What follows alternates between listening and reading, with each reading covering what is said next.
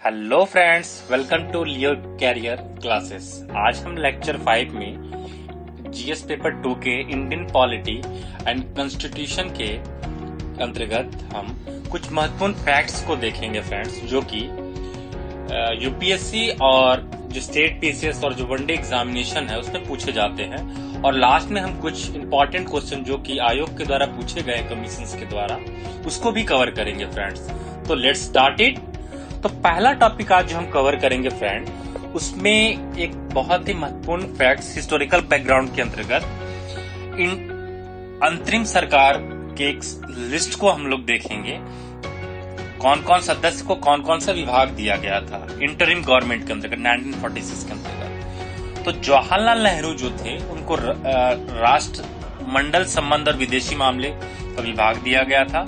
इसी तरह से सरदार वल्लभ भाई पटेल को गृह सूचना प्रसारण विभाग, डॉक्टर राजेंद्र प्रसाद को खाद्य और कृषि, जॉन मिथाई को उद्योग और नागरिक आपूर्ति, जगजीवन राम को श्रम, सरदार वल्लभ सिंह को रक्षा विभाग, डॉक्टर सीएच भाभा को खान और ऊर्जा विभाग, इसी तरह से लियाकत अली खां को वित्त विभाग, अब्दुल रब निस्तार को डाक और वायु विभाग, अरुणा आशफ अली को रेलवे और परिवहन, श्री राजगोपालाचारी जी को शिक्षा और कला, आई चुंद्रीगर महोदय जी को वाणिज्य विभाग, गजनफर अली खां को स्वास्थ्य विभाग और जोगेंद्रनाथ मंडल जी को विधि विभाग। ये फ्रेंड्स ये एग्जाम में हमेशा मिलान के लिए पूछा जाता है, मैच ऑफ द फॉलोइंग, तो ये हमें याद रखना है।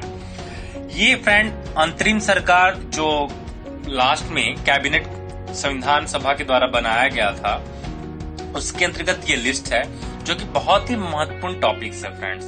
इसे हम लास्ट में हम लोगों ने कहा था कि कुछ महत्वपूर्ण फैक्ट्स को हम कवर करेंगे। तो पिछले लास्ट जो 4 लेक्चर को हम लोगों ने कवर किया है उसमें हम कुछ महत्वपूर्ण फैक्ट को देखते हैं। तो जो फ्रेंड्स एक चीज यहाँ नोट करने लायक है, जो अंतरिम सरकार के सदस्य जो होते थे वो वायसराय की कार्यकारी परिषद के सदस्य थे। The member of the interim government were members of the viceroy executive council. और वायसराय जो होता था वो परिषद का प्रमुख बना रहा था, लेकिन जवाहरलाल नेहरू को परिषद का उपाध्यक्ष बनाया गया था। तो viceroy continued to the head of the council, but Jawaharlal Nehru was designated as the prime president of the council. इस तरह से हम लोगों ने जो इंटरिम गवर्नमेंट 1946 का जो चार्ट था उसको हम लोगों ने देखा।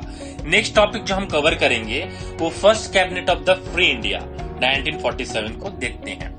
तो जवाहरलाल नेहरू जी को प्रधानमंत्री जो थे, प्रथम प्रधानमंत्री, उनको राष्ट्रमंडल, विदेशी मामले और वैज्ञानिक शोध का विभाग जो उनके अंतर्गत था।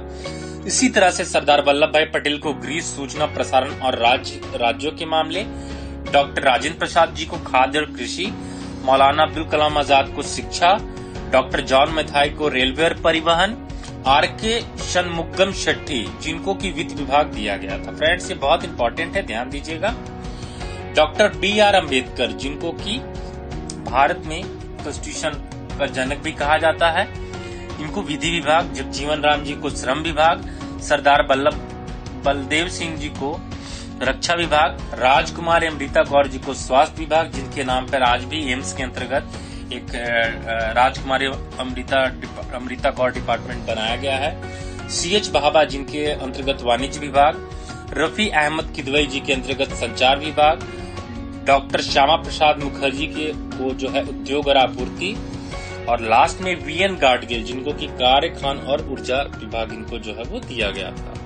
तो फ्रेंड्स हम लोगों ने the first cabinet of free India यानी कि स्वतंत्र भारत का पहला जो मंत्रिमंडल था उसको भी हम लोगों ने एक लिस्ट के रूप में देखा। जो अगला महत्वपूर्ण टॉपिक हम लोग देखेंगे, आज हम लोग देखेंगे संविधान की अनुसूचियां। कौन कौन सी संविधान की अनुसूचियां थी, यानी कि कौन कौन से शेड्यूल कॉन्स्टिट्यूशन में जो है।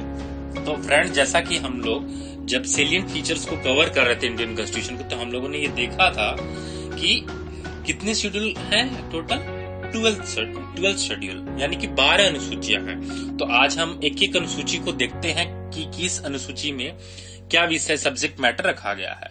तो इसको हम लोग कवर करते हैं। Let's start it. तो जो फर्स्ट शेड्यूल है फ्रेंड्स उसमें राज्यों के नाम और उसके न्यायिक क्षेत्र यानी कि names of the state and their territorial jurisdiction को का विषय जो है वो आता है। और दूसरा इसके अंतर्गत name of the union territories and their extent यानी कि संघ राज्य क्षेत्रों के नाम और उसकी सीमाएं। फिर से देखिएगा, जो संघ राज्यों के नाम क्षेत्रों के नाम है और उसकी सीमाएं और देयर एक्सटेंट। जो सेकंड शेड्यूल है उसमें provision relating to emoluments, allowances, privileges ये चीजों को कवर कर दिया, यानी कि प्रलब्धियां पर जो भत्ते दिया जाता है अधिकारियों को, विशेषाधिकार क्या है और इससे संबंधित प्रावधान किसके किसके।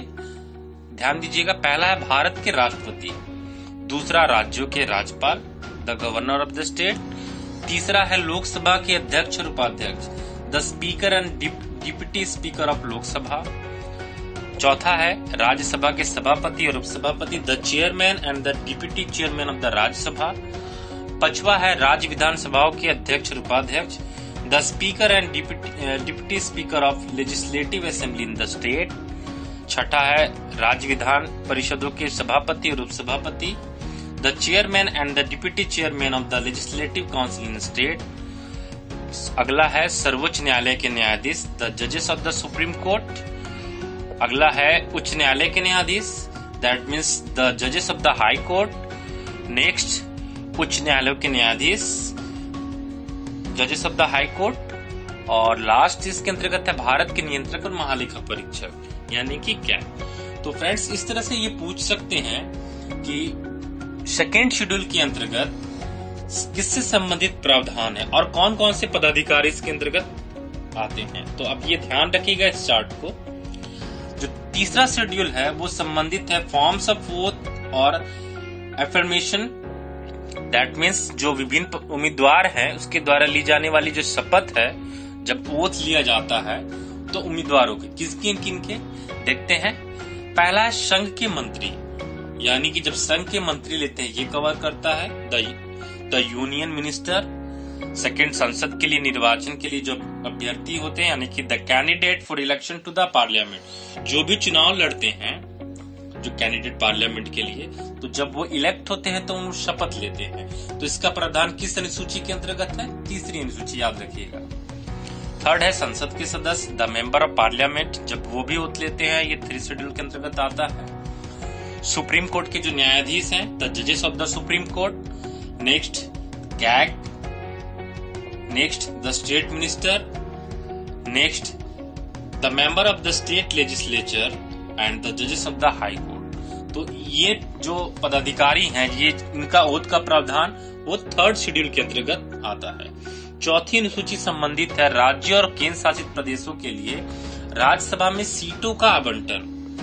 ध्यान देने लायक यहाँ पर है, राज्यसभा में जो सीटों का आवंटन है वो चौथी अनुसूची से संबंधित है। 4th schedule is related to allocation of seat in the Rajya Sabha to the state and the union territories. 5th schedule is relating to provision relating to the administration and control of scheduled areas and scheduled tribes. That means जो अनुसूचित और जनजातीय क्षेत्र के प्रशासन नियंत्रण के से जो संबंधित क्षेत्र है वो 5वीं अनुसूची के अंतर्गत आता है। तो फ्रेंड्स, यहाँ पे बहुत माइनर एक ध्यान देने वाली चीज है, जो 5वीं अनुसूची है वो अनुसूचित और जनजाति क्षेत्रों के जो प्रशासन है, एडमिनिस्ट्रेशन है, उससे संबंधित है। वहीं जो 6वीं अनुसूची है 6th शेड्यूल वो ATM स्क्वायर, ये शॉर्ट फॉर्म है, that means A for Assam, M for Meghalaya, M square that means Meghalaya और मिजोरम, और T फॉर त्रिपुरा। ये क्षेत्रों के जो जनजातीय क्षेत्र के प्रशासन से संबंधित है। वहीं जो 5th शेड्यूल था वो अनुसूचित जनजाति के क्षेत्रों के प्रशासन से संबंधित था, और जो 6th शेड्यूल है वो ATM square 4 state Assam, Tripura, Meghalaya और मिजोरम, इससे संबंधित जो भी ये है उसके लिए अलग से व्यवस्था की। अब हम देखते हैं 7वीं अनुसूची 7th शेड्यूल। इसमें जो हम लोग देखते हैं division of power between the union and state in terms of list. तो जैसा कि हम लोगों ने देखा था, जो लिस्ट है उसके 3 पार्ट में हमको जो है डिवाइड किया गया था, जैसे union list, list 1, second list 2 is related to subject list and list 3 is related to concurrent list. पहला जो सूची है वो आता है संघ सूची, जिसमें मूल रूप से 97 था, अप्रोक्सीमेटली 100 सब्जेक्ट से रिलेटेड है। सेकेंड जो सूची है वो राज्य सूची, स्टेट सूची, जिसमें कि पहले 66 विषय थे, अब लगभग 61 से 60 विषय हैं। और लास्ट है समवर्ती सूची, कॉन्क्रीट लिस्ट। तो इस तरह से इसमें राज्य और केंद्र के बीच जो है शक्तियों का विभाजन, सेपरेशन ऑफ पावर का जो है, डिवीजन ऑफ पावर जो है वो एलोकेट किया। अब हम आते हैं 8वीं अनुसूची के अंतर्गत। तो 8वीं सूची जो रिलेटेड है वो भाषा से रिलेटेड, एक संविधान में मान्यता प्राप्त कौन कौन सी भाषा है। तो जैसा कि हमें ये पता है कि संविधान में जो है 12 भाषाओं का उल्लेख है, तो 12 भाषा इससे संबंधित है। जैसा कि कौन कौन सा भाषा, हम लोग कुछ महत्वपूर्ण भाषाओं को देखते हैं। जैसा कि हाल फिलहाल में आपको ये पता होगा कि जो 3 भाषाओं को जोड़ा गया है, बोडो, डोगरी, मैथिली, संथाली, इसको 2003 में जो 92nd अमेंडमेंट था उसके द्वारा जोड़ा गया था। तो ये ध्यान देने वाला इसमें सब्जेक्ट है। कितनी सब्जेक्ट रिलेटेड है? 22 भाषा। तो 8वीं अनुसूची जो भाषा से संबंधित है। उसी तरह से 9th शेड्यूल जो है वो भूमि सुधार से संबंधित है। ये बहुत ही इंपॉर्टेंट शेड्यूल है फ्रेंड। जो 9वीं अनुसूची 9th schedule is related to land reforms. और 10वीं अनुसूची एंटी डिफेक्शन लॉ, दल बदल के आधार पे जो निर्भरताएं होती, डिस्क्वालिफिकेशन, इसका प्रावधान संविधान के 10वीं अनुसूची में है। तो इस तरह से इसे दल परिवर्तन रोधी कानून भी कहा जाता है। जो 10th शेड्यूल है, जो कि 52nd अमेंडमेंट के द्वारा इसको जो जोड़ा गया था, is also known as anti defection law. 11 schedule जो है, 11वीं अनुसूची जो है पंचायतों की शक्तियां, प्राधिकार व जिम्मेदारियों से संबंधित है और इससे 73rd अमेंडमेंट के द्वारा जोड़ा गया था। जो 11th शेड्यूल है, specifies the power, authority and responsibility of panchayat. 73rd amendment के द्वारा इसको 1992 में ऐड किया गया था। और लास्टवीं अनुसूची जो 12वीं अनुसूची है वो नगर पालिकाओं की शक्तियों से संबंधित है। इसमें 18 विषय जो है वो कवर किए जाते हैं। और वहीं पंचायत जो 11वीं अनुसूची थी, इसमें 29 सब्जेक्ट जो है वो कवर किए जाते हैं। और जो 12वीं अनुसूची थी, इसको 74वें यानी कि 74th अमेंडमेंट के द्वारा 1992 में जोड़ा गया था। तो 12th schedule is related to municipalities. तो फ्रेंड, हम लोगों ने इस तरह से जो संविधान की 12 अनुसूचियां हैं उसको हम लोगों ने देखा ध्यान से। अब नेक्स्ट टॉपिक हम लोग कवर करते हैं संविधान के स्रोत, सोर्सेस ऑफ द कॉन्स्टिट्यूशन। तो जैसा कि पहला स्रोत है भारत शासन अधिनियम, इससे हम लोगों ने क्या क्या चीजों को लिया, आइए देखते हैं। संघीय तंत्र, राज्यपाल का कार्यालय, federal scheme, office of governor, न्यायपालिका, जुडिशरी, लोक सेवा आयोग, पब्लिक सर्विस कमीशन, आपातकालीन प्रावधान, उपबंध यानी कि इमरजेंसी प्रोविजन। ये बहुत इंपॉर्टेंट है। ये यूपीएससी आपसे पूछेगा कि जो आपातकालीन उपबंध है उसके सोर्स क्या है, तो वो है भारत शासन अधिनियम 1935, गवर्नमेंट ऑफ इंडियन एक्ट 1935। अगला हम देखते हैं कि ब्रिटेन से हम लोगों ने क्या क्या लिया। तो पार्लियामेंट्री गवर्नमेंट यानी कि जो संसदीय शासन है, रूल ऑफ लॉ, विधि का शासन बहुत इंपॉर्टेंट है, डायसी महोदय के द्वारा। जो विधायी प्रक्रिया है, लेजिस्लेटिव प्रोसीजर, एकल नागरिकता, सिंगल सिटीजनशिप, कैबिनेट सिस्टम यानी कि जो संसदीय जो व्यवस्था है उसको हम लोगों ने वहां से लिया। और लास्ट बहुत इंपॉर्टेंट है संसदीय विशेषाधिकार, यानी कि जो संसद की विशेषाधिकार हैं उसको हम लोगों ने, पार्लियामेंट्री जो प्रिविलेजेस वो जो है हम लोगों ने ब्रिटिश कॉन्स्टिट्यूशन से हम लोगों ने लिया है। नेक्स्ट हम लोग कवर करते हैं यूएसए से हम लोगों ने क्या क्या लिया है। तो पहला इसमें हम लोगों ने लिया है मूल अधिकार, फंडामेंटल राइट, न्यायपालिका की स्वतंत्रता।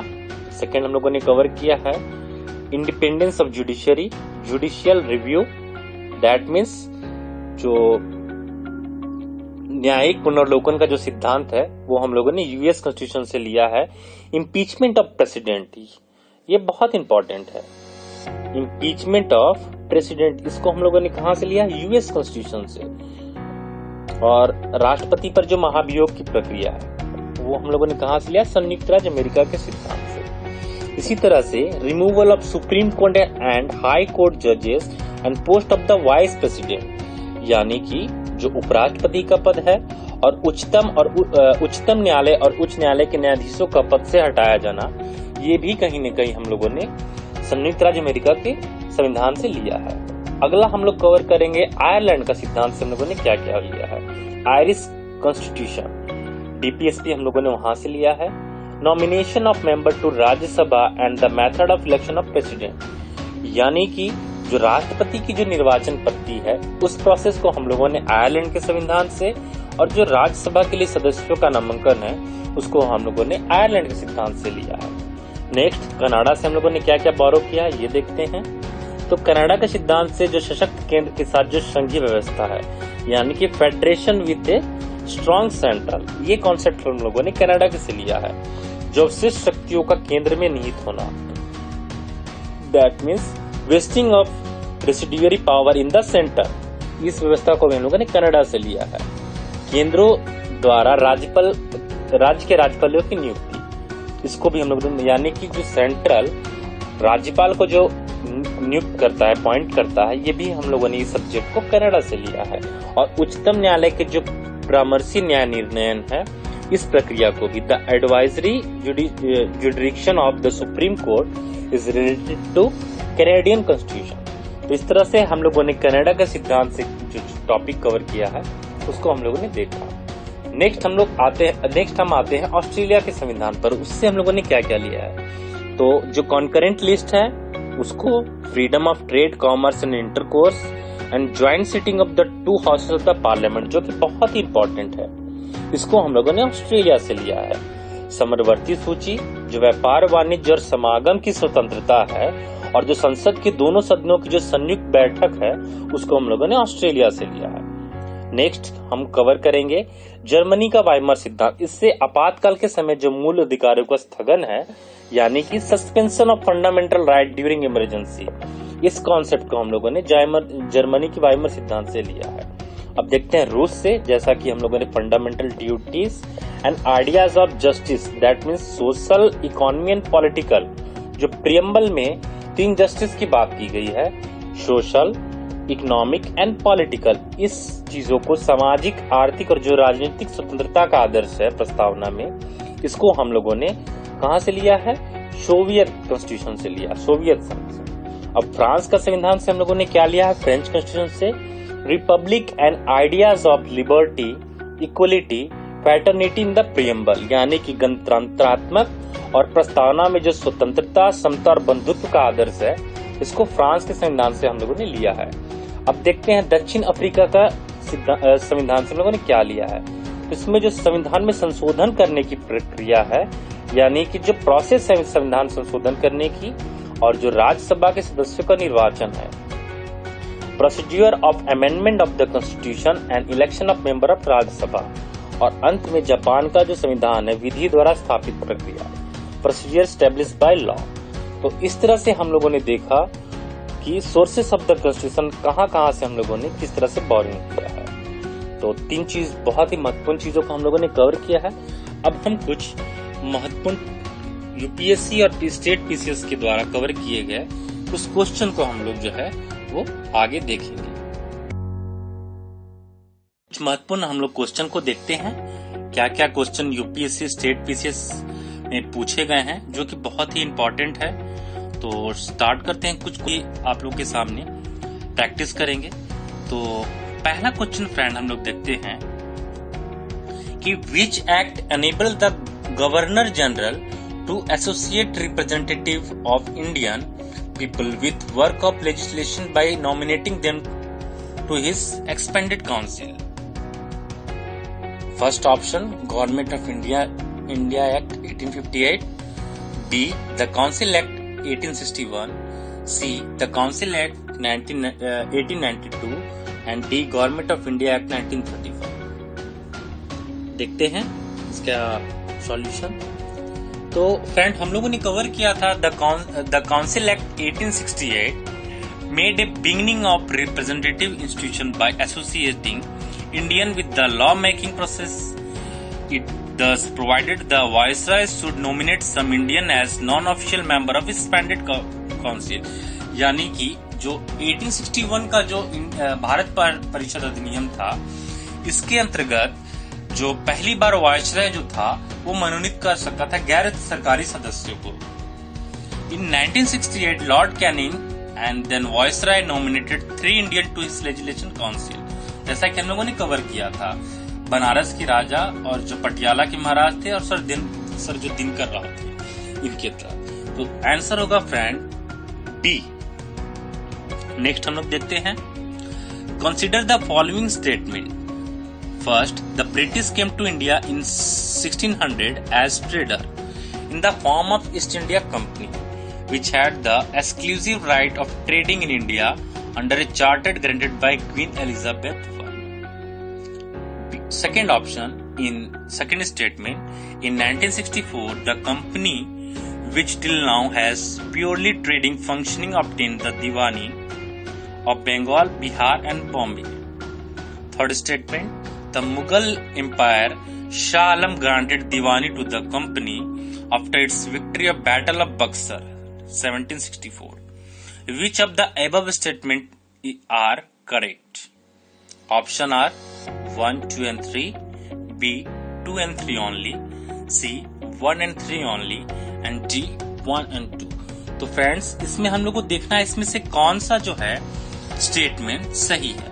देखिए, जैसा कि हम लोग जानते हैं यूपीएससी या जो स्टेट पीसीएस है, इसमें जो भी क्वेश्चन कवर किए जाते हैं उसके 2-3 पैटर्न है। तो बहुत सारे क्वेश्चन जो हैं स्टेट पीसीएस या यूपीएससी, कुछ फैक्चुअल है, कुछ कॉन्सेप्चुअल है और कुछ को हमको एलिमिनेट करके देखना, जो हम लोगों ने पढ़ा। तो आइए इसके आंसर हम लोग देखते हैं। जैसा कि फ्रेंड हम लोगों ने देखा था कि in 1965 the company which till now had purely trading functions obtained the Diwani of Bengal, Bihar and Odisha. 1965 में कंपनी को जो है दीवानी प्राप्त हुई थी बिहार, उड़ीसा और इसके। तो इस तरह से अगर हम देखेंगे तो पहला स्टेटमेंट यानी कि 1600 में जो ब्रिटिश इंडिया कंपनी चार्टर के द्वारा आई थी वो स्टेटमेंट सही है, और तीसरा स्टेटमेंट कि शाह आलम द्वितीय जो है उसको दीवानी प्राप्त हुआ बैटल ऑफ बक्सर के बाद, ये स्टेटमेंट सही है। तीसरा जो एलिमिनेट होगा क्योंकि फ्रेंड वो 1965 में तक जो है उसको दीवानी का जो अधिकार जो था, तो इस तरह से आंसर सी होगा। नेक्स्ट क्वेश्चन हम लोग देखते हैं, consider the following statement regarding regulating act of 1773. First statement is designated the governor of Bengal as the Governor General of Bengal and created an executive council of 6 members to assist him. Second, the first such Governor General was Lord Warren Hastings. Third statement is it provided for the establishment of the Supreme Court at Calcutta, 1774, comprising 1 Chief Justice and 4 other judges. Fourth statement is it made the governors of Bombay and Madras presidencies subordinate to the Governor General of Bengal, unlike earlier when 3 presidencies were independent of one another. तो questions है ये friend, which of the above statement is incorrect? अब हम लोग देखेंगे कि इनमें से जो 4 स्टेटमेंट दिए गए इसमें से कौन इनकरेक्ट है। देखते हैं 1773 के क्या क्या फीचर्स थे, आगे इसको हम लोग देखते हैं एलिमिनेट। तो था इस it designated the governor of Bengal as the governor general of Bengal. जैसा कि हमें पता था कि 1773 के जो अधिनियम था इसमें जो भारत का जो गवर्नर जनरल था उसको बंगाल का जो गवर्नर था उसको बंगाल का गवर्नर जनरल की पदवी दी गई थी। ये स्टेटमेंट बिल्कुल सही है, और वॉरेन हेस्टिंग्स जो था वो फर्स्ट गवर्नर जनरल था, तो ये स्टेटमेंट बिल्कुल सही है।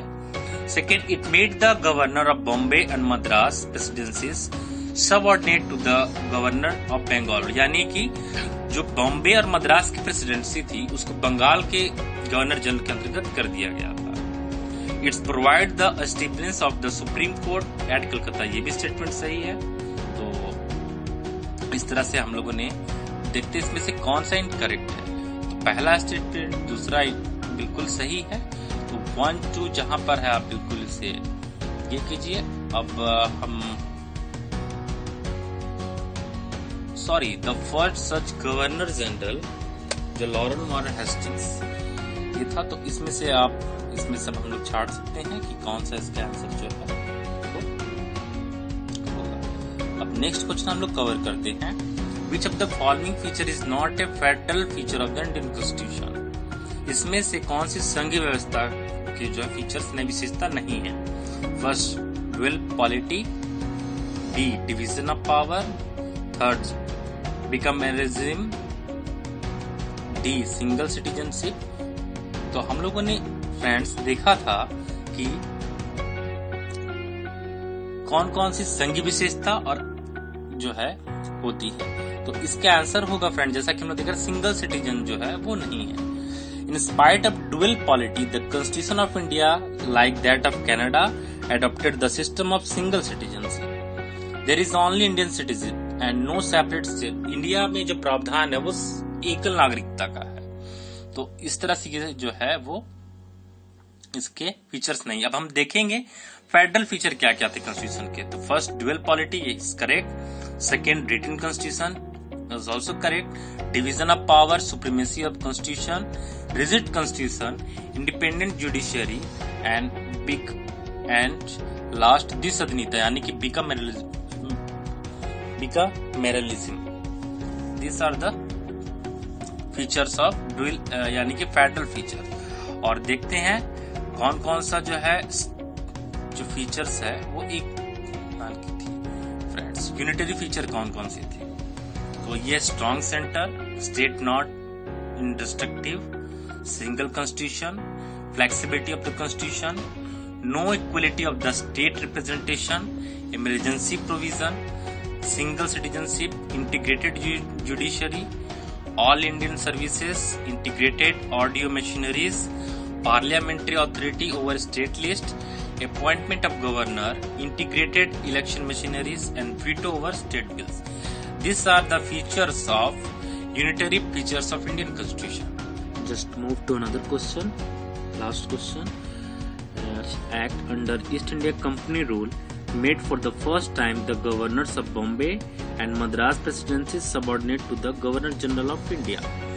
A option is Act of Settlement 1781, B, Pitt's India Act of 1784, C, Charter Act of 1813 and D, Recollecting Act of 1773. तो जैसा कि लास्ट में हम लोगों ने कवर किया था, अभी रेगुलेटिंग एक्ट ऑफ 1773 के अंतर्गत ये प्रावधान था जो बम्बई और मद्रास की प्रेसिडेंसी थी इसको बंगाल के गवर्नर जनरल के अधीन कर दिया गया था। तो D is the correct answer. इस तरह से हम लोगों ने कुछ महत्वपूर्ण क्वेश्चन को हम लोगों ने देखा। नेक्स्ट क्लास में इसी तरह से हम लोग बीच बीच में और क्वेश्चन को प्रैक्टिस करते रहेंगे फ्रेंड्स। आज का वीडियो हम यहीं पर आज इस क्लास को एंड करते हैं, इस सेशन को। तो अगर आपका इस वीडियो अच्छा लगा तो फटाफट लाइक, शेयर, सब्सक्राइब करना ना भूलें। जय हिंद, वंदे मातरम।